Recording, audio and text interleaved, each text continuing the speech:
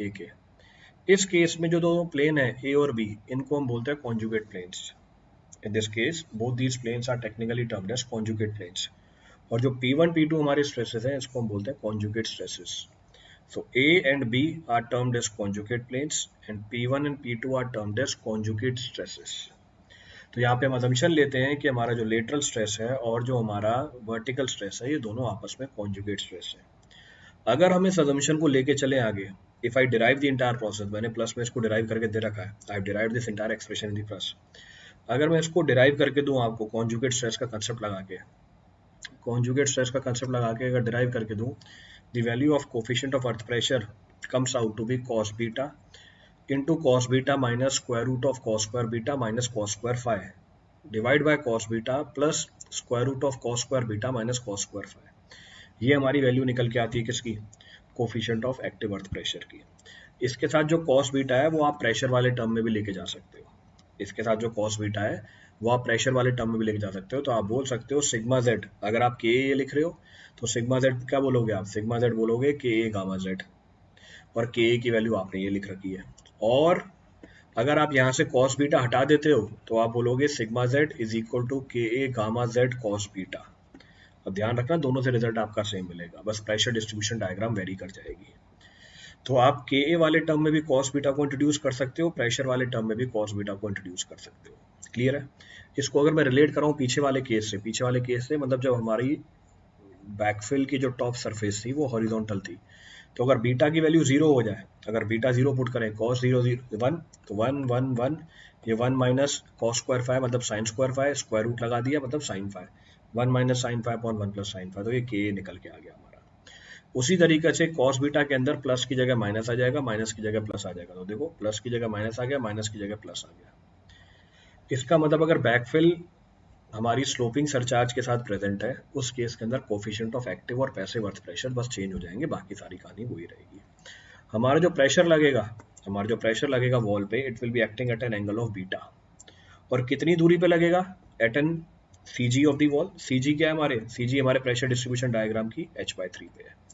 तो प्रेशर लगेगा beta angle पे, और कितनी दूरी पे लगेगा? h/3 from the base. इसका मतलब आपको के की वैल्यू ध्यान रखनी है, आपको लाइन ऑफ एप्लीकेशन ध्यान रखना है, और आपको क्या ध्यान रखना है? पॉइंट ऑफ एप्लीकेशन ध्यान रखना है। तो ये तीन चीजें ध्यान रखने वाली है इसके अंदर, line of application, point of application and the value of के। अब कोई सी बात रिपीट करनी है उसमें से, any of the point to be repeated from this?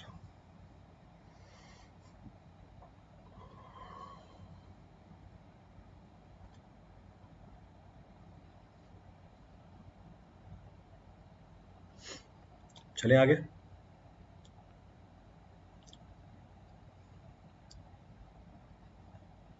Shall we continue?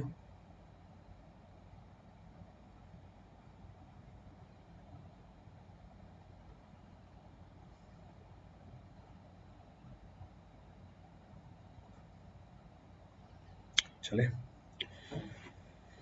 चलो आगे बढ़ते हैं। So we'll continue. Next of the point of discussion है हमारा inclined back with horizontal backfill। इससे पिछले वाले केस में मेरी बैकफिल इंक्लाइंड थी, अब इस बार मेरी बैकफिल तो हॉरिजॉन्टल है, पर मेरी जो वॉल की बैक है वो इंक्लाइंड है। अब ध्यान रखना पिछले वाले केस में कौन इंक्लाइंड था? पिछले वाले केस में बैकफिल इंक्लाइंड था। इस वाले केस के अंदर बैकफिल तो हॉरिजॉन्टल है, पर जो वॉल की बैक है वो इंक्लाइंड है। अगर वॉल की बैक इंक्लाइंड हो जाती है, हमारी कैलकुलेशन में कोई चेंज नहीं आता, the entire calculation remain same. कैसे? When the back of the wall is at an inclination, in that case what you will do, आप इसकी हील से एक वर्टिकल प्लेन पास करोगे, और इस वर्टिकल प्लेन के ऊपर आप अपना एक्टिव और पैसिव प्रेशर निकालोगे, जैसे निकालते हो, जैसे कल वाली क्लास में हमने देखा था। तो एक्टिव प्रेशर निकाल लेंगे, पैसिव प्रेशर निकाल लेंगे, विल कैलकुलेट एक्टिव प्रेशर और पैसिव प्रेशर, जैसे निकालना आता है वैसे कैलकुलेट कर लेंगे। पर साथ में और क्या करेंगे? साथ में इस वर्टिकल प्लेन और जो हमारी वॉल के बैक के बीच में सॉइल है, इसके वेट का वर्टिकल कंपोनेंट भी जोड़ोगे। इसका मतलब अब टोटल दो फोर्स आ गए हैं, एक एक्टिव प्रेशर और पैसिव प्रेशर। तो एक्टिव प्रेशर पैसिव प्रेशर आ गया, तो एक आ गया हमारे पास एक्टिव प्रेशर पैसिव प्रेशर, और दूसरा हमारे पास क्या आ गया है? One is active pressure passive pressure, दूसरा हमारे पास क्या आ गया है, वेट ऑफ द सॉइल। अगर मुझे रिजल्टेंट निकालना है, इन दोनों का रिजल्टेंट निकाल सकता हूँ, दोनों राइट एंगल में लगे हुए, तो रिजल्टेंट प्रेशर या रिजल्टेंट फोर्स कितनी होगी, स्क्वायर रूट ऑफ एक्टिव या पैसिव है, डिवीजन में नहीं है ये और लगा हुआ है, तो एक्टिव और पैसिव का whole square plus self weight का होल स्क्वायर। क्लियर है?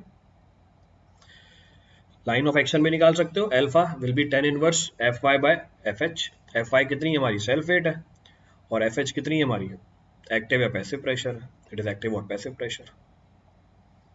एक्टिव और पैसिव प्रेशर कैसे निकालते हैं वो तो पीछे बता ही रखा है आपको, दैट वी हैव डिस्कस्ड।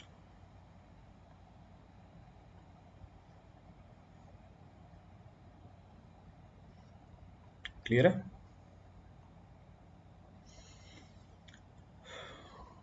तो इस बार दो कंपोनेंट आ जाएंगे, now two components will come into the picture.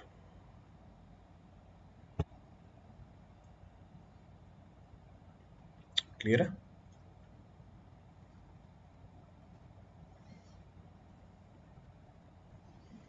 चलो आगे बढ़ते हैं। अब मैं पिछले वाले दोनों केसेस को जोड़ रहा हूं,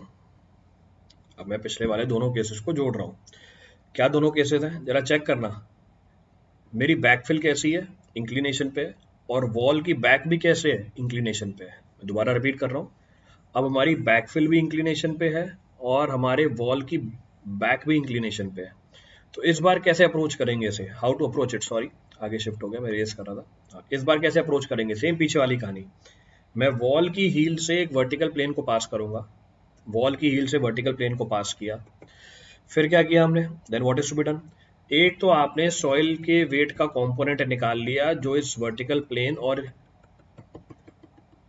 वॉल के फेस के बीच में है, सो वेट इज बीन कंप्यूटेड, एक तो वेट निकाल लिया। दूसरा, इस वर्टिकल प्लेन के ऊपर आप एक्टिव और पैसिव प्रेशर निकाल लोगे। तो जो दो फोर्सेज हैं उन दो फोर्सेज को मैं आपको अलग से दिखा देता हूँ, एक तो वेट है और दूसरा हमारा ये एक्टिव या पैसिव प्रेशर है जो लग रहा है किस पे, at an angle of beta. और ये एक्टिव और पैसिव प्रेशर आपको निकालने आता है, तो एक तो सेल्फ वेट है और एक एक्टिव या पैसिव प्रेशर। तो दो फोर्सेज आ गए हमारे, दीज आर टू फोर्सेज। इसको ऊपर लिख देता हूँ नहीं तो मैं कंफ्यूज हो जाओगे आप। ये हॉरिजॉन्टल नहीं लग रहा है, ये एट एन एंगल लग रहा है बीटा विद दी हॉरिजॉन्टल, तो एक्टिव और पैसिव प्रेशर। और एक्टिव और पैसिव कैसे निकालोगे, पीछे के ए के बी की वैल्यू चेंज हो जाएगी जो मैंने आपको एक्सप्रेशन से बताई थी, जिसमें हमने कॉन्जुगेट स्ट्रेसेस माना था, लेटरल स्ट्रेस को और हमारे वर्टिकल स्ट्रेस को। तो जब दो कंपोनेंट निकल के आ गया फोर्स के, आप रिजल्टेंट निकाल सकते हो। अब रिजल्टेंट कैसे निकाल सकते हो उसके अंदर, how you can calculate the resultant. देखिए एक्टिव या पैसिव जो प्रेशर है इसको हॉरिजॉन्टल और वर्टिकल कंपोनेंट में ब्रेक कर दो। तो अगर एक्टिव और पैसिव प्रेशर को वर्टिकल और हॉरिजॉन्टल कंपोनेंट में ब्रेक कर दिया तो वर्टिकल कंपोनेंट में क्या क्या आ गया, वर्टिकल कंपोनेंट में आ गया एक तो वेट और दूसरा आ गया एक्टिव या पैसिव प्रेशर का साइन बीटा। और हॉरिजॉन्टल कंपोनेंट क्या निकल के आया हमारा, और हॉरिजॉन्टल कंपोनेंट निकल के आया एक्टिव या पैसिव प्रेशर का कॉस बीटा, पैसिव प्रेशर का कॉस बीटा। तो हमारे पास दो कंपोनेंट आ गए, एक वाई डायरेक्शन में आ गया, एक एक्स डायरेक्शन में आ गया। रिजल्टेंट क्या होती है, square root of F X square plus F Y square. Same वही कहानी, कहाँ पे लगेगा, at a distance of h by 3। कितने एंगल पे लगेगा, एल्फा हमें कैलकुलेट करना पड़ेगा, टेन इनवर्स एफ वाई, ये रहा F Y by F X, तो tan inverse F Y by F X, ये बीटा है, दिस इज बीटा। तो ये केस वैसे पूछेगा नहीं, बट इन एनी केस हमें सब कुछ पता होना चाहिए। तो इतने लेवल तक अभी तक गया नहीं है यूएससी के अंदर भी, but still we should know about it. अगर मैं डिस्कस नहीं करूंगा तो फिर आप बोलोगे सर ये वाला पॉइंट छोड़ दिया, ये वाला कैसे करते हैं। इसलिए डिस्कशन में सारे टॉपिक ही कर रहा हूँ, I am discussing all the topics, हम डिस्कशन सारे टॉपिक ही कर रहे हैं। तो पहले वाले केस में क्या था, इंक्लाइंड बैकफिल थी, दूसरे वाले केस में क्या था, इंक्लाइंड फेस था वॉल का, इस वाले केस में क्या, दोनों इंक्लिनेशन पे। In this case both are at the inclination, तो दोनों को इंक्लिनेशन पे डाल दिया हमने।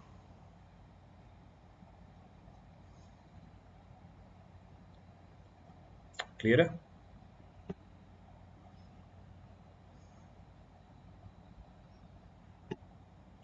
चलें आगे।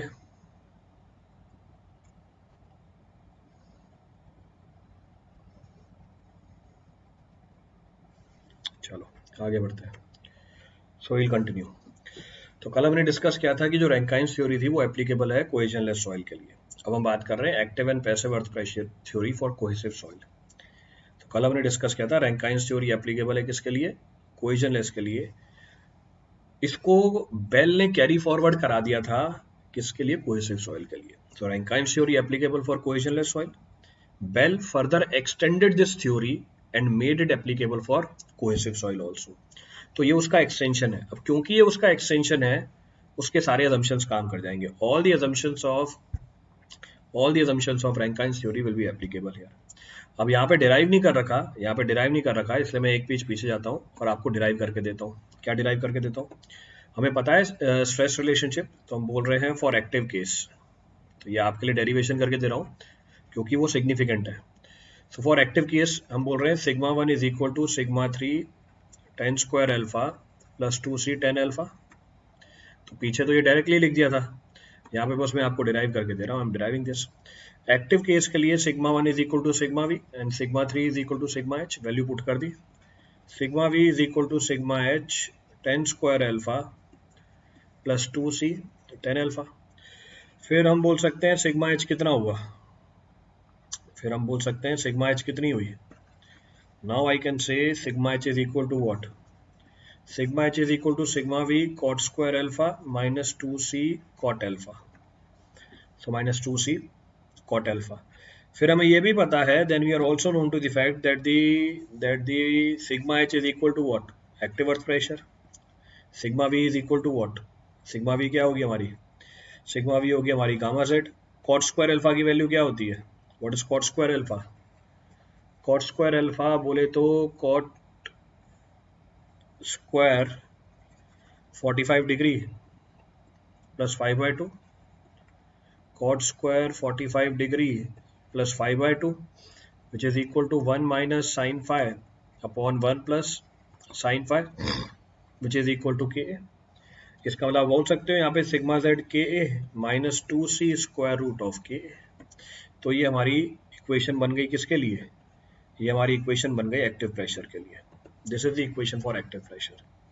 तो Rankine's theory was applicable for cohesionless soil, but Bell carry forward this theory to be applied for cohesive soil also। cohesive soil में एक्टिव स्टेट के लिए मैंने आपको ये इक्वेशन डिराइव करके दे दी। अब आ जाते हैं इस पेज पे, क्योंकि यहाँ पे इक्वेशन लिखी हुई है, सेम ये इक्वेशन है। Active pressure is equal to K A into gamma Z minus 2c square root of K A. चलो देखो, ये इक्वेशन मुझे ये बोल रही है कि अगर मैं यहाँ पे z की वैल्यू 0 डाल दूँ, if I put z is equal to 0, अगर मैं z की वैल्यू 0 पुट कर दूंगा तो एक्टिव प्रेशर कितना आ जाएगा, minus 2c square root of K A. जरा देखो variation, so it is minus 2c square root of K A. Negative sign आया, नेगेटिव साइन क्या बता रहा है, नेगेटिव साइन बता रहा है कि सॉइल के अंदर क्या डेवलप हो गई है, टेंशन डेवलप हो गई है। तो जहां जहां नेगेटिव साइन डेवलप हुआ प्रेशर के अंदर, ये देखो जहां जहां नेगेटिव साइन है प्रेशर के अंदर, इसका मतलब यहाँ पर सॉइल के अंदर क्या डेवलप हुई, टेंशन डेवलप हुई। फिर मैंने क्या किया, फिर मैंने बोला था एक्टिव प्रेशर की वैल्यू है हमारे sigma Z K A minus 2c square root of K A. इसको 0 पुट कर दिया। जब इसको 0 पुट किया, z की वैल्यू क्या आई, z की वैल्यू ये निकल के आई हमारी। So z comes out to be what, 2c square root of K A divide by gamma K A. So it comes out to be 2c by gamma square root of K A. यानी ये वो depth है जहाँ पे pressure जाके हमारी 0 हो जाती है। At a depth of z not which is equal to 2c by gamma square root of K A, हमारा प्रेशर कितना हो जाता है, एक्टिव स्टेट में कोहेसिव सॉइल के अंदर 0 हो जाता है। ठीक है, ये बात भी समझ में आती है। अगर मैं z नॉट डेप्थ और नीचे जाऊं, द प्रेशर इज पॉजिटिव और उसका मैग्नीट्यूड कितना है, उसका मैग्नीट्यूड है 2c square root of K A, 2c square root of K A. इसका मतलब पॉजिटिव और नेगेटिव प्रेशर कैंसल आउट हो जाएंगे। तो अगर मैं 2z नॉट की डेप्थ पे टोटल प्रेशर निकालूं, 2z नॉट की डेप्थ पे टोटल प्रेशर निकालूं, ये निकल के आ रहा है 0। क्या कंक्लूजन मिला, ये कंक्लूजन मिला कि हमारी जो कोहेसिव सॉइल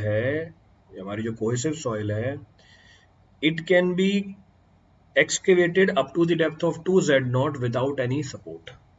इसीलिए इसको हम क्या बोल देते हैं, this 2z not is termed as what, इस 2z नॉट को हम टेक्निकली बोल देते हैं critical depth of unsupported cut.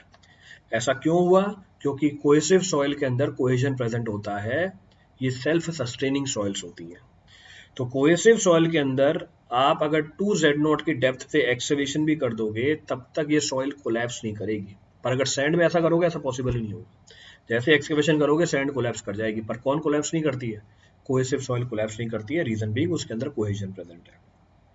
अच्छा, आगे बढ़ने से पहले मैथमेटिकली अगर मैं कंसेप्चुअली आपको बताऊं, कल मैंने डिस्कस किया था कि अगर वॉल फिल से पीछे जा रही है तो वॉल के कुछ पोर्शन के साथ सॉइल भी आ जाएगा, और सॉइल के ऊपर जो रेजिस्टेंस डेवलप होगी अपोजिट डायरेक्शन में, उससे हमारा प्रेशर कम होता जा रहा है। जो मिनिमम प्रेशर है उसे हम क्या बोल देते हैं?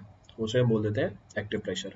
अब कोहेसिव सॉइल है, कोहेसिव सॉइल के अंदर रेजिस्टेंस ज़्यादा होगी, इसका मतलब ये हुआ कि ज़्यादा रेजिस्टेंस डेवलप होगी अपोजिट डायरेक्शन में। इसका मतलब ये हुआ कि एक्टिव प्रेशर आपको कोहेसिव सॉइल में कोहेजन लेस सॉइल के कंपैरिजन में कम मिलेगा।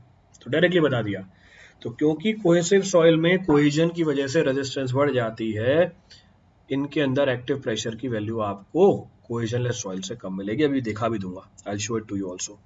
पर अभी के लिए वैल्यू आ गई हमारी कितनी? 2z0 की, which is equal to critical depth of unsupported cut. Base पे आ गए, बेस पे z की वैल्यू h डाल दोगे, तो इसका मतलब ये हमारा प्रेशर डिस्ट्रीब्यूशन डायग्राम बन गया। This is our pressure distribution diagram. Vertical cut भी दिखा रहा है आपको साइड में, vertical cut is also being shown to you.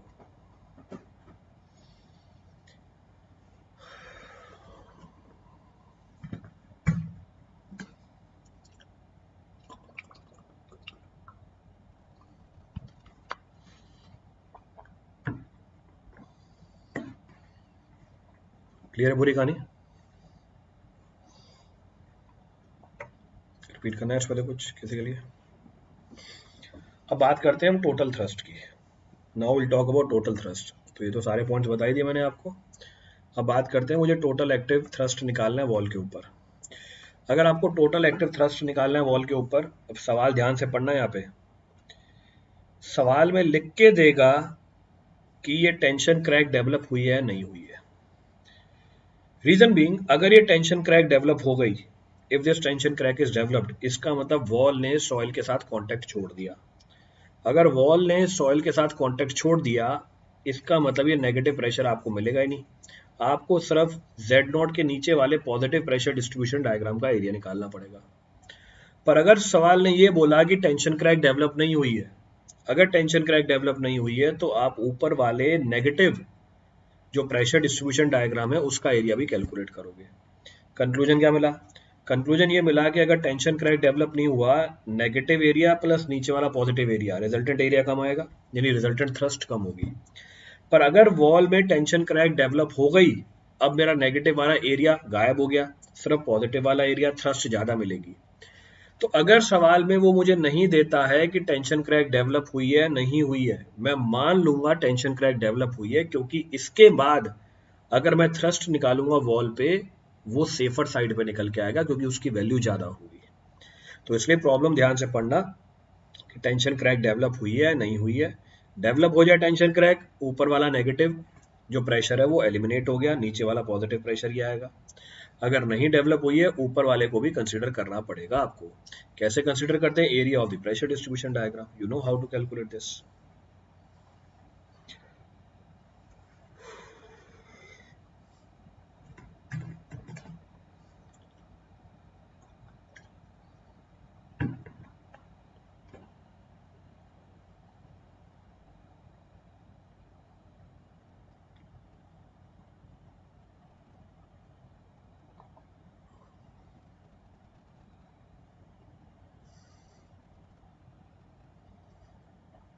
Clear है पूरी कहानी?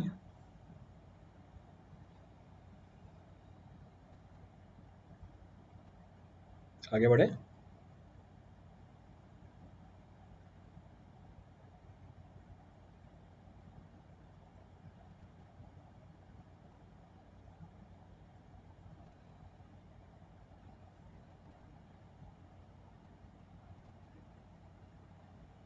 चलो, विल कंटिन्यू। देखो क्या पूछा हुआ है, सवाल डाल दिया बीच में। A retaining wall of 6 meter height has a saturated backfill of soft clay soil, which is what is the critical height when the properties of the clay are this? Critical height पूछी हुई है, यानी critical height of unsupported cut, यानी 2z0 की value पूछी हुई है। तो 2z0 की वैल्यू पूछी हुई है, निकाल सकते हैं। So it can be computed, critical height of unsupported cut. So 4c by gamma square root of Ka. So 4c by gamma square root of Ka. तो 4 into c 18, गामा की value कितनी है 17.56, और जब फाई की value होती है 0 तो उस समय Ka कितना होता है 1, तो स्क्वायर रूट ऑफ 1, तो कितनी value I 4 into 18 divide by 17.56, 4 से थोड़ी सी ज़्यादा आ जाएगी, स्लाइटली ग्रेटर देन 4, डायरेक्टली बता सकते हैं तो।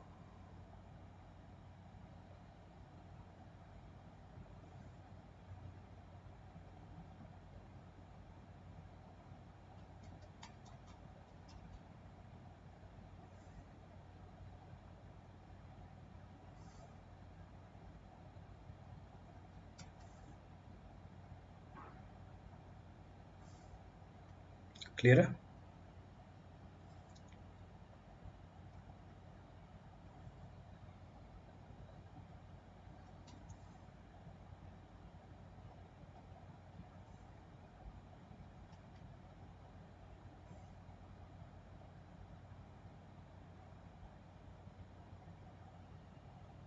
चले, चलो आगे बढ़ते हैं। ये तो बता दिया आपको जब टेंशन क्रैक डेवलप होगा, जब टेंशन क्रैक डेवलप नहीं होगा, तो ये चीज़ तुमने डिस्कस कर ली। चलो देखते हैं अगली कहानी क्या है। अगली कहानी मैंने एक केस लिया, case 2, backfill with uniform surcharge. अगर बैकफिल में यूनिफॉर्म सरचार्ज आ गया, बस होगा क्या, होगा ये किसी भी पॉइंट पे, किसी भी डेप्थ z पे आप वर्टिकल प्रेशर क्या लिखोगे, surcharge plus gamma z। Clear है? तो हम बोलेंगे active pressure is equal to K A Q surcharge plus K A gamma Z minus 2c square root of K A. अब आप ये कॉम्पोनेंट अलग अलग बना सकते हो, के ए क्यू अलग बनाया, के ए गामा जेड अलग बनाया, और 2c square root of K ए ये कॉमन है, ये अलग बनाया। बस वेरिएबल चीज क्या है हमारी, सॉइल के वेट की वजह से pressure, the variable is only because of the wait of the soil. तीनों को ऐड कर दो, तीनों का अलग अलग एरिया कैलकुलेट कर लो, तो टोटल प्रेशर निकल के आ जाएगी, will get the total pressure.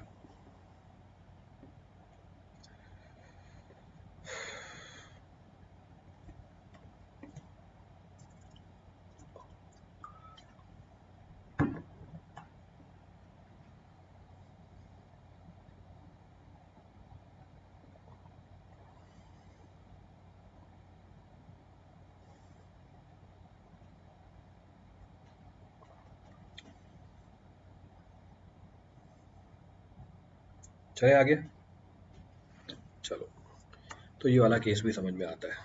अगला केस लेते हैं। The next of the case analyzes submerged backfill with water table at the depth of h1। अब submerged backfill है जिसमें water table at the depth of h1 है। अब जो जैसे कल आपको बताया था वैसे यहाँ पे भी आपको ब्रेक करना पड़ेगा अलग अलग कंपोनेंट के अंदर, अलग अलग कंपोनेंट में ब्रेक करते हैं। पहले ए बी पोर्शन की बात करते हैं, will talk about A B portion. किसी भी डेप्थ z पे हमारा वर्टिकल स्ट्रेस कितना होगा, unit weight of the soil into z। ठीक है, ये बात समझ में आती है। तो हमारा लेटरल प्रेशर क्या होगा, K A gamma Z minus 2c square root of K, यही हमारी एक्टिव प्रेशर होती है, this is our active pressure. तो प्रेशर डिस्ट्रीब्यूशन डायग्राम बन जाएगी हमारी। अब जब मैं बीसी वाले पोर्शन में आया, उस समय ऊपर वाली सॉइल नीचे वाली सॉइल के लिए सरचार्ज का काम करेगी, तो बस होगा क्या, आप सरचार्ज को जोड़ दोगे, प्लस ध्यान रखना जो वाटर टेबल है इसमें से पानी को हटाओगे और सॉइल के यूनिट वेट को कंसीडर करोगे, that will be effective unit weight, take proper care of that. तो इस चीज का ध्यान रखना कि आपको अफेक्टिव यूनिट वेट लेनी है। तो अगर मैं सिग्मा भी लिखूंगा, it will B gamma into h1, surcharge है ऊपर वाली, gamma submerged into z plus gamma w into z। पर जब मैं लेटरल प्रेशर कैलकुलेट करूंगा तो पानी के वेट के ऊपर कोफिशिएंट मल्टीप्लाई नहीं होगा, ध्यान रखना। क्लियर है चीज? तो जब मैं एक्टिव प्रेशर कैलकुलेट कर रहा हूं, जब मैं एक्टिव प्रेशर कैलकुलेट कर रहा हूं, it will be equal to K A gamma h1 plus K A gamma submerged z, ये कोहेजन की वजह से प्रेशर रिड्यूस हुआ, minus 2c square root of K A plus gamma W Z के ऊपर कोई कोफिशिएंट मल्टीप्लाई नहीं हुआ, रीजन बीइंग लिक्विड्स के अंदर क्योंकि शेयर नहीं होता, वर्टिकल प्रेशर लेटरल प्रेशर के बराबर होता है। कल इस पॉइंट के ऊपर डिटेल में डिस्कशन करी थी मैंने, yesterday on this point I have done the detailed discussion।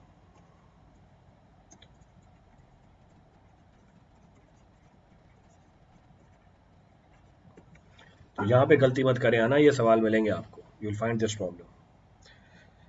जैसे पानी आ जाएगा, पानी के ऊपर कोई कोफिशिएंट मल्टीप्लाई नहीं होगा एक्टिव या पैसिव प्रेशर निकालने के लिए, क्योंकि उसमें कोई शेयर अवेलेबल नहीं होता, शेयर जीरो होती है अप्रोक्सीमेटली।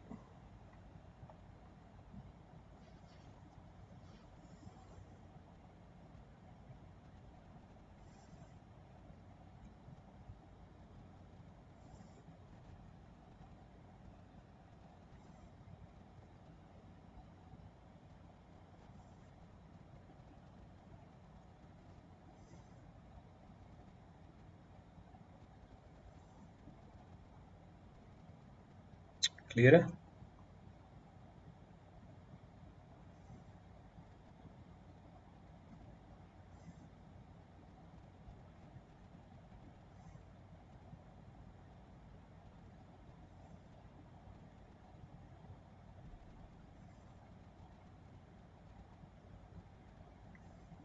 कोई सा पॉइंट रिपीट करना हो उस पर से?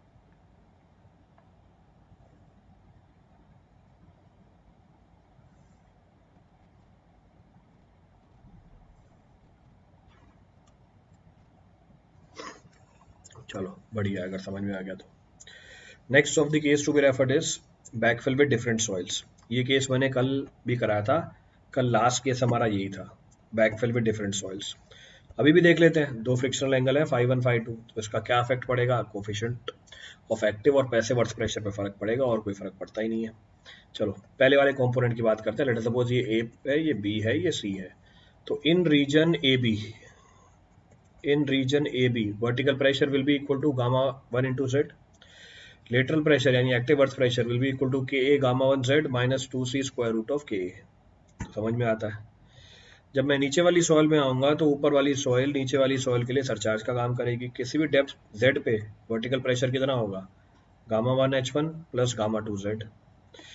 तो हम पैसिव अर्थ प्रेशर या एक्टिव अर्थ प्रेशर कैसे निकाल लेंगे, तो के A gamma H1 plus K A gamma 2 Z minus 2c square root of K A. इसका मतलब बस ये है कि के ए मल्टीप्लाई हो गया किसके साथ, ऊपर वाली सॉइल के वेट के साथ। बाकी प्रेशर डिस्ट्रीब्यूशन डायग्राम तो आपको बनाना ही पड़ेगा, you have to draw the pressure distribution diagram. बोलोगे तो बना के दे दूंगा, बनाने में कोई बड़ी बात नहीं है। ये लो प्रेशर डिस्ट्रीब्यूशन डायग्राम भी बना के दे दिया। तो प्रेशर डिस्ट्रीब्यूशन डायग्राम बनाना कोई बड़ा इशू नहीं है, not a big issue to draw the pressure distribution diagram. अच्छा, इसके नीचे वाला प्रेशर डिस्ट्रीब्यूशन डायग्राम नहीं बनाया जा सकता डायरेक्टली, क्यों नहीं बनाया जा सकता, कोई कमेंट कर सकता है? इसके नीचे प्रेशर डिस्ट्रीब्यूशन डायग्राम में डायरेक्टली नहीं बना सकता। Can somebody give the reason for this, पता चले समझ में आ भी रहा है या नहीं आ रहा। मैं बी रीजन के नीचे प्रेशर डिस्ट्रीब्यूशन डायग्राम डायरेक्टली नहीं बना सकता, क्यों नहीं बना सकता?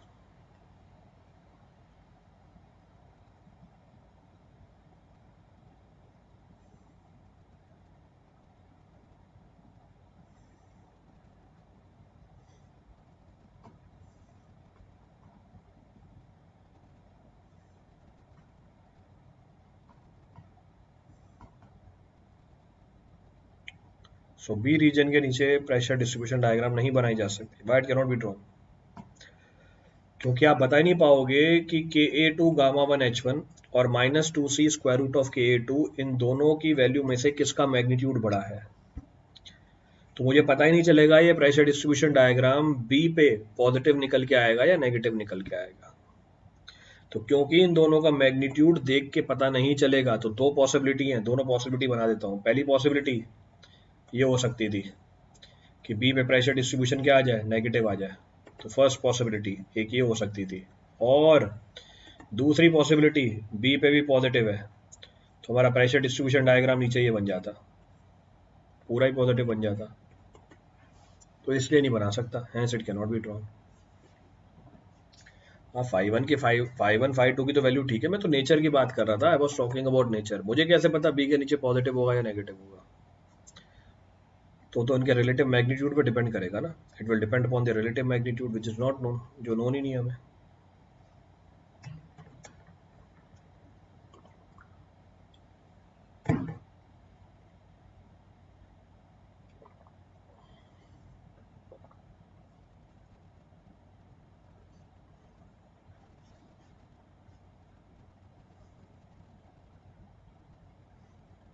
क्लियर है, समझ आ गई बात?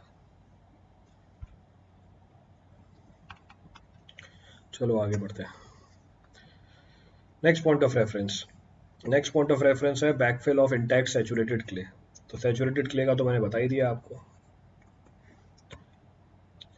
तो एक्टिव केस में बताया gamma saturated Z, intact saturated clay है, क्या मतलब है, पानी नहीं है इसके अंदर, ध्यान रखना। कहने का मतलब ग्राउंड वाटर प्रेजेंट नहीं है इसके अंदर, तो गामा सैचुरेटेड ही चलेगी। सो टू बी गामा सैचुरेटेड, पानी को अलग मत कर देना, this is not the free water. अगर पैसिव केस की बात करें, ये मैंने फिर से एक्सप्रेशन लिख दिया, इट कैन बी डिराइव्ड कैसे, sigma one is equal to sigma three tan square alpha plus two C tan alpha.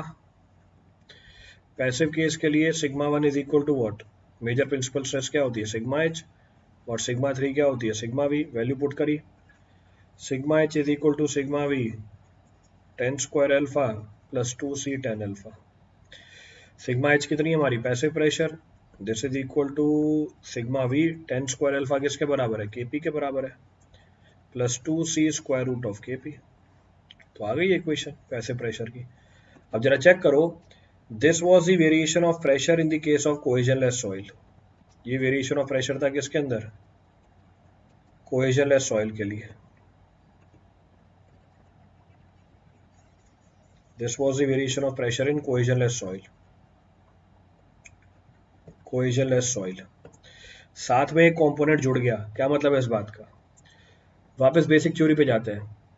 Passive case के लिए हमने बोला था wall is being pushed towards the fill, wall push किया हमने फिल की तरफ, तो कुछ पोर्शन सॉइल का क्या करता है, वॉल के साथ मूव करता है अपवर्ड एंड आउटवर्ड डायरेक्शन में, जिससे रेजिस्टेंस डेवलप होती है अपोजिट डायरेक्शन में। ये रेजिस्टेंस वॉल के ऊपर जो प्रेशर लग रहा है उस पर ऐड होती है, इससे वॉल के ऊपर प्रेशर बढ़ता जा रहा है, और मैक्सिमम प्रेशर को बोलते हैं हम पैसिव प्रेशर, जब सॉइल की शेयर स्ट्रेंथ पूरी मोबिलाइज हो जाती है।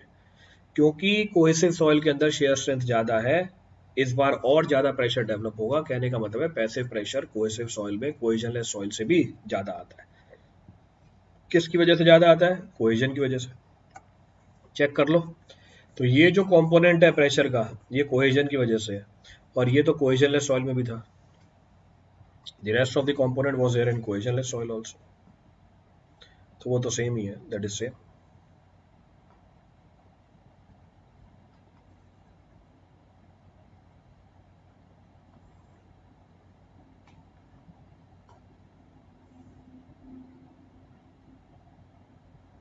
क्लियर है,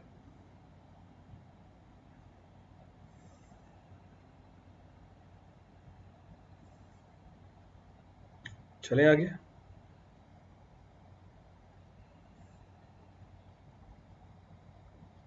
शैल वी कंटिन्यू, चलो आगे बढ़ते हैं। तो सवाल आ गया इतना बड़ा, देखो भैया, in a certain seashore, the height of the retaining wall with a smooth backfill is 4.4 meter. The foundation is over an expensive collapsible soil, and the horizontal surface at the level of the top of the wall and has a horizontal surface at the level of the top of the wall and carries a UDL of 197 kPa. Unit weight and the angle of the friction is 19 and 30 respectively. What is the nearest magnitude of the total active pressure per meter length of the seashore wall? ठीक है, बताओ भैया, सी शोर wall है, total pressure निकालना है इसके ऊपर। तो टोटल प्रेशर निकालना है, फाई की वैल्यू 30 है, तो के ए कितना हो जाएगा, 1/3 हो जाएगा। टोटल प्रेशर के दो कंपोनेंट होंगे, तो पहले तो एक्टिव प्रेशर लिख देता हूँ, this will be equal to K A Q plus K A gamma Z, there are two components. तो टोटल प्रेशर के भी दो कंपोनेंट होंगे, K A Q H plus half K A gamma H square. Value put करो तो निकालो, 1/3 197 into 4.4 plus 1/2 into 1/3 into 19 into 4.4 का whole square. Calculate कर लो कितनी वैल्यू आ रही है।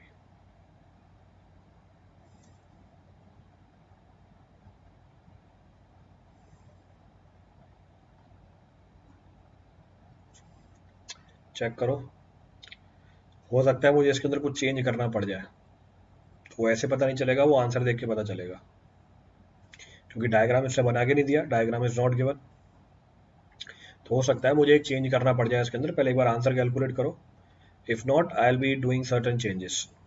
तो फिर मुझे सॉइल मास को सैचुरेटेड मानना पड़ेगा, क्योंकि सी शोर दे रखा है इसने। देखो यहाँ से रिजल्ट क्या आ रहा है, जरा सॉल्व करके बताना ये पूरा, what is the result coming out.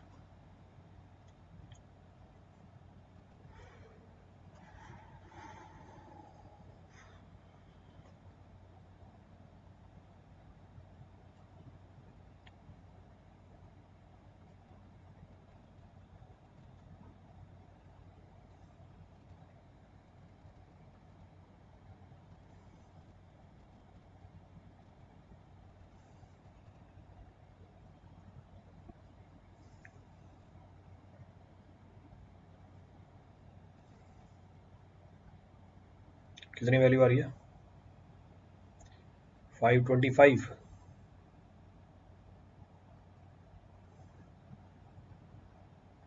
सबका ही आ रहा है, मेरे हिसाब से तो नहीं होना चाहिए इतना। 525 कैसे आएगा भैया? ये 3 कट गया, ये तो 200 है, तो ये 200 के आसपास की वैल्यू। ये 6 है, ये 18 मान लिया तो ये 3 हो गया। 5 का स्क्वायर भी मान लिया, 25 इंटू 3 75, 75 और 200, 275 के आसपास की वैल्यू है। आप 500 पे लेके जा रहे हो, कैसे लेके जा रहे हो भाई इतनी? इस कैलकुलेशन में भी दिक्कत।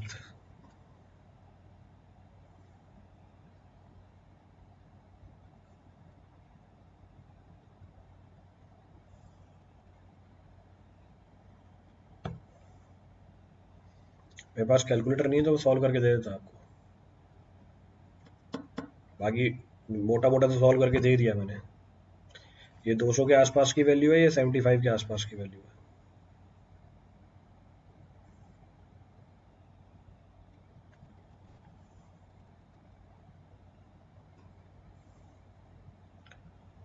थ्री 350.24 ये आ रही है, 350.24।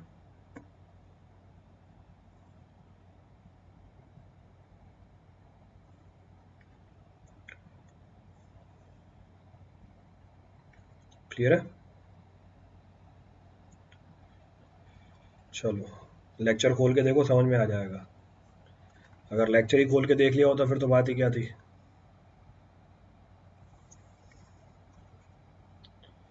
350.24 किलो न्यूटन पर मीटर, तो आ गया डायरेक्टली आंसर। तो फिर कुछ और करने की जरूरत नहीं है।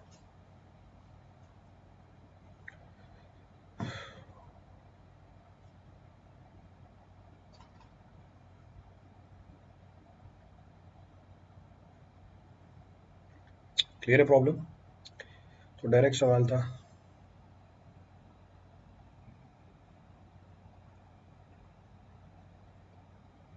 चले आगे, चलो आगे बढ़ते हैं। Last point of discussion, last point of discussion is your Coulomb's wedge theory. तो लास्ट पॉइंट ऑफ रेफरेंस है और कूलॉम्स वेज थ्योरी। क्या है कूलॉम्स वेज थ्योरी? देखिए, जैसे रैंकाइन्स थ्योरी कुछ अजम्पशन पे काम करती है, वैसे कूलॉम्स वेज थ्योरी भी कुछ अजम्पशन पे काम करती है। It also works upon certain assumptions. कौन कौन से अजम्पशन है? ये भी बोलता है सॉइल होमोजीनियस है, दूसरा आइसोट्रोपिक है, तीसरा इलास्टिक है, तीसरा ड्राई है, सेमी इनफाइनाइट है और कोहेजनलेस है। तो soil is homogeneous, isotropic, elastic, dry, semi infinite and cohesionless. Next point of reference, next point of reference, the face of the wall in contact with the backfill is vertical और inclined. पीछे वाले case में क्या थी Rankine में? Vertical थी। पीछे वाले केस में क्या थी रैंकाइन में? स्मूथ थी, यहाँ पे रफ है। तो ये डिफरेंस आ गया है। मेरे ख्याल से ईएससी का इस साल का ही सवाल था ये, मेरे ख्याल से ईएससी का इस साल का ही सवाल था। The face of the wall in contact with the backfill is vertical or inclined. In the previous case it was vertical. In the previous case it was smooth. In this case it is rough. इस case में हमारी rough है। तो पहला assumption तो same चल रहा है जैसे पीछे चल रहा था, पर दूसरे assumption में डिफरेंस आ गया है। Next point, the failure wedge act as, ये वेज थ्योरी है, रैंकाइन्स की एलिमेंटल थ्योरी थी। वहां पे हमने इक्विलिब्रियम एलिमेंट के ऊपर लगाई थी, यहाँ पे हम इक्विलिब्रियम वेज के ऊपर लगाते हैं, तो दोनों में डिफरेंस है। The failure wedge act as a rigid body, यहाँ पे फेलियर वेज काम करता है किसकी तरह? रिजिड बॉडी की तरह, और उसके ऊपर जो भी स्ट्रेसेस होंगे वो यूनिफॉर्मली डिस्ट्रीब्यूटेड होंगे। अभी फेलियर वेज दिखाता हूँ मैं आपको आगे। नेक्स्ट, यहाँ पर जो फेलियर है वो टू डायमेंशनल है। The failure will be essentially two dimensional, और जो रप्चर सरफेस होगी वो हमारी प्लेनर होगी, और जो रप्चर सरफेस होगी वो पास करेगी कहाँ से, from the heel of the wall. इस बात को समझने के लिए डायग्राम देख लो। ये क्या है, हमारा फेलियर वेज है, दिस इज अवर वॉल, ये हमारा वॉल है, इसके पीछे ये सॉइल प्रेजेंट है, behind this soil is present. तो इस बार क्या है, इस बार जो वॉल है इसकी बैक रफ है और इंक्लाइंड भी हो सकती है, स्मूथ भी हो सकती है। जो हमारा फेलियर वेज है, ये दिस दी फेलियर वेज, ये फेलियर वेज बनी हुई है हमारी, जो मैंने ट्रायंगल बना दिया। ये जो फेलियर वेज है ये पास करता है कहाँ से, from the heel of the wall. तो ये हील से पास कर रहा है हमारा, क्लियर है। रिजिड मतलब ई आई इन्फिनिटी, सही बात है। So it means E I is infinity. Next point of reference, जो लोकेशन है, जो लोकेशन है और जो डिस्ट्रीब्यूशन है पॉइंट ऑफ एप्लीकेशन की, वो हम पहले से ही पता है। The location and the distribution of the resultant thrust between the wall and the fill is known to us. Check करो कहाँ पे लग रही है। The location and the distribution of the resultant thrust between the wall and the fill is already known to us. तो हमें पता है ये thrust कहाँ लगेगा, at the depth of h/3 at an angle of delta in between the wall and soil. Delta क्या है, angle of friction between the wall and soil. तो पिछले केस में एलिमेंटल थ्योरी, इस बार कैसी थ्योरी, इस बार वेज थ्योरी, इसलिए इसका नाम ही क्या पड़ा हुआ है, फेलियर वेज। तो इसको हम फेलियर वेज बोलते हैं, जो मैंने अभी शेड करके दिखाया है। Then what we do in this theory, करते क्या है इसके अंदर, इस थ्योरी के अंदर हम इस फेलियर वेज के इक्विलिब्रियम को एनालाइज करते हैं under the action of three forces. अब तीनों फोर्स अलग अलग दिखा रहा हूं मैं आपको। पहला force self weight of the wedge, self weight of the wedge acting in the vertically downward direction. दूसरा force resultant reaction, so resultant reaction between the failure wedge and the soil mass. जो हमारा failure veg है और जो soil मास है इसके बीच की रिजल्टेंट रिएक्शन। तीसरा force active thrust on the wedge, जो हमें निकालना है। तो इन तीन फोर्सेस में से एक फोर्स हमारे को कैलकुलेट करना है, जो एक्टिव थ्रस्ट है वॉल के ऊपर, जो कहाँ लग रहा है, at a distance of h/3 at an angle of delta with the normal to the face of the wall. तो डिफरेंस ध्यान रखना है, रैंकाइन्स थ्योरी एलिमेंटल थ्योरी थी, कूलॉम्स थ्योरी हमारी वेज थ्योरी है। यहाँ पे हम वेज के इक्विलिब्रियम को कंसिडर करते हैं under the impact of the three forces. अगर मैं इसके इक्विलिब्रियम को कंसिडर करूं और डिराइव करूं the value of the coefficient of active earth pressure is given by, so value of the coefficient of the active earth pressure, देखो इसको highlight करके दे रहा हूँ। अब ये इक्वेशन लिख नहीं पाता इसलिए मैंने डायरेक्टली इसको मेंशन ही कर दिया यहाँ पे। the value of the coefficient of active earth pressure Ka is given by, अब तो पढ़ ही सकते हैं, sec theta into cos phi minus theta divide by square root of cos theta plus delta plus square root of sine phi plus delta sine phi minus beta divide by cos beta minus theta. अब इसमें जो भी angle है उनको एक एक करके समझते हैं। पहला एंगल है हमारा beta, the first of the angle is beta, ये लिखा हुआ बीटा, पीछे डायग्राम में देखते हैं। तो पहली एंगल हमारी बीटा है, the first angle is beta, beta मतलब surcharge angle, the first of the angle is surcharge angle. The second of the angle is theta, हाँ जी मैं बढ़िया, तुसी दसो किदा, हाँ तो दूसरा एंगल हमारा है theta, the second of the angle is theta. तो ये थीटा क्या है, theta is the angle made by the face of the wall, so theta is the angle made by the face of the wall with the vertical. Theta वो angle है जो हमारी wall का face बना रहा है किसके साथ, वर्टिकल के साथ, इसको हम बोल देते हैं theta, this is technically termed as theta. The next angle is delta, अगला एंगल है डेल्टा। तो बीटा हो गया, थीटा हो गया, डेल्टा हो गया। अब डेल्टा क्या है, delta is the angle of friction between the wall and the soil. तो सॉइल और वॉल के बीच का जो फ्रिक्शनल एंगल है इसको हम डेल्टा बोल देते हैं, this is technically termed as delta. Next angle is frictional angle phi, ये तो हमें पता ही है शुरू से, ये रहा फ्रिक्शनल एंगल फाई।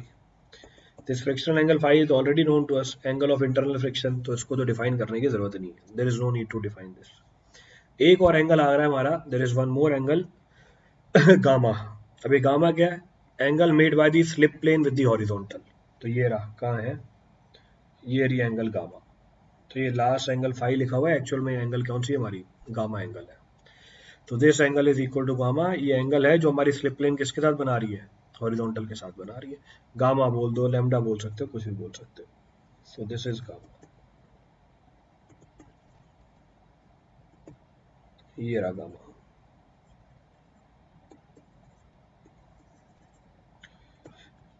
इस तरीके से लिखा हुआ है तो ऐसे ही लिख देते हैं, थोड़ा सा मैंने उसको वो कर दिया, डार्क कर दिया, तो लैम्डा बोल दो गामा बोल दो एक ही बात है, it is one and the same thing.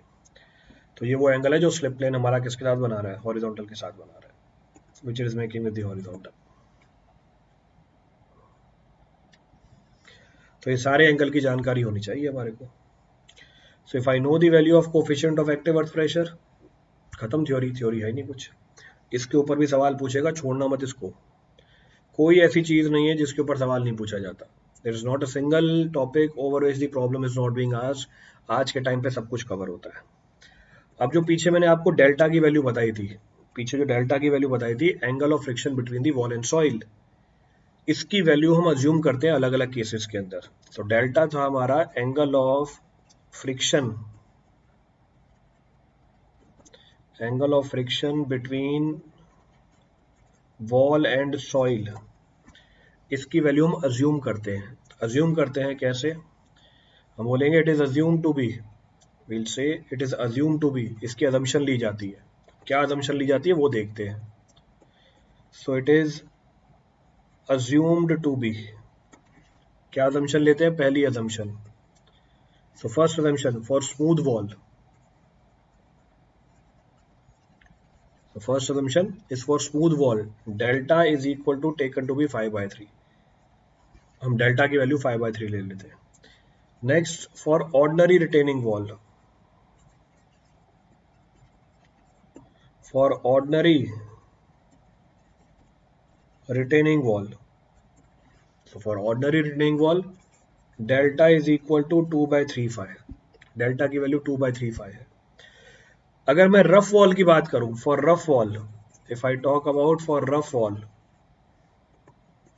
ये अपडेट हुआ इसलिए थोड़ा डार्क हो जाता है। तो अगर हम रफ वॉल की बात करें, डेल्टा की वैल्यू लेते हैं 2/35, so delta is taken to be 2 by, वो हो गया, सो 3/45। तो रफ वॉल के लिए वैल्यू निकाल दी जाती है 3/45, सो 3/45। और अगर backfill is subjected to vibration, delta is taken to be 0. So we can say last part, for backfill subjected to vibration. So for backfill subjected to vibration, backfill subjected to vibration, vibration है इसका मतलब contact ही नहीं है wall का और soil का, delta की value 0 ले लेते हैं। We consider the value of delta to be 0। तो ये हमारी कूलॉम्स थ्योरी हो जाती है, this is our Coulomb's theory. अब इसमें खूब सारे स्पेशल केस भी आते हैं, there are several special cases. Special cases करने से पहले सवाल कर लो, आगे स्पेशल केस भी करा देता हूँ उसके। अब क्या बोल रहा है सवाल, consider the following statement, backfill will be under vibration due to vehicles on the bridge.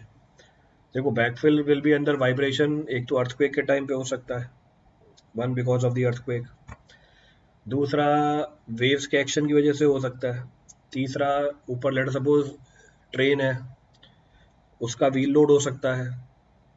एक एग्जांपल आपने दे दिया, one of the example you have discussed. तो बहुत सारे रीजन हो सकते हैं, रीजन में भी यानी। चलिए देखते हैं सवाल क्या पूछा जा रहा है। Coulomb's earth pressure theory doesn't take the roughness of the wall into consideration. भैया तो लेती है, गलत बात है। In case of non-cohesive soil, the coefficient of active earth pressure and earth pressure at rest are equal. Non-cohesive soil, गलत बात है, अलग अलग होते हैं। Any movement of retaining wall, so any movement of retaining wall away from the fill correspond to the active pressure on the condition. बिल्कुल सही बात है, absolutely correct। तो सही स्टेटमेंट है हमारी।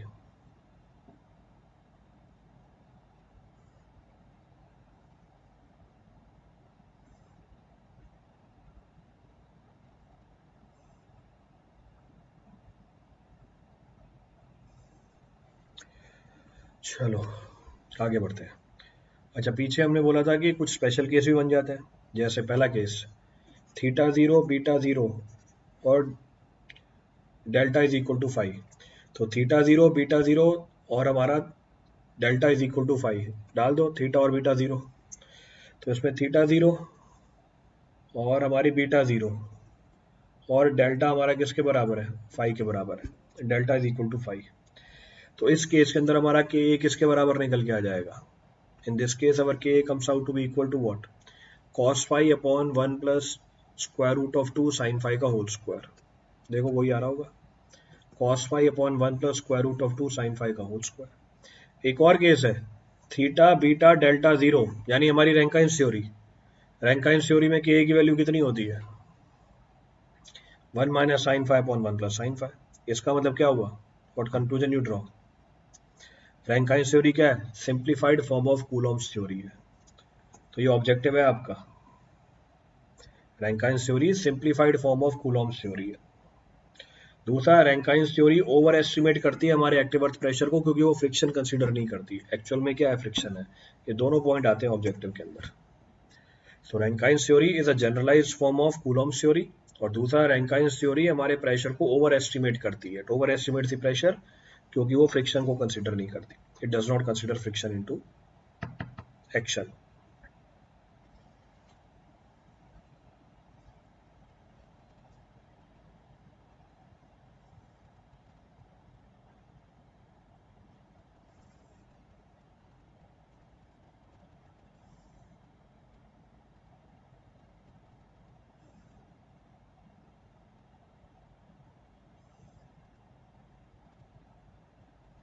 क्लियर है, चले आगे।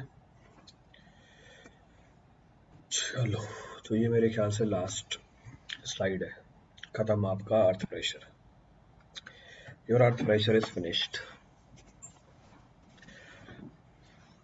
Rankine's theory and Coulomb's theory give the same value of coefficient of active earth pressure when, अभी क्या पीछे सवाल, so Rankine's theory and Coulomb's theory gives the same value of coefficient of earth pressure जब theta beta delta zero हो जाए, retaining wall has vertical back, सही बात है,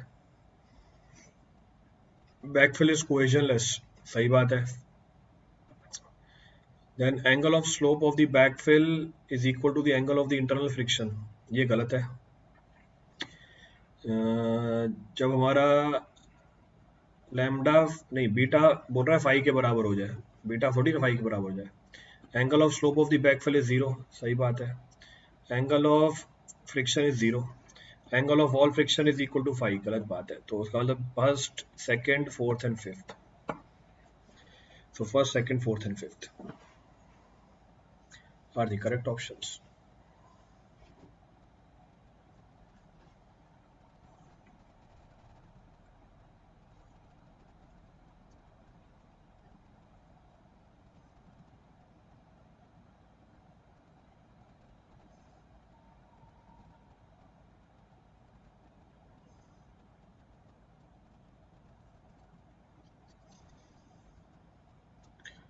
क्लियर है पूरी कहानी, so we done with the earth pressure. अब कल हम स्टार्ट करेंगे stability of slopes, so tomorrow will be starting with the stability of slopes.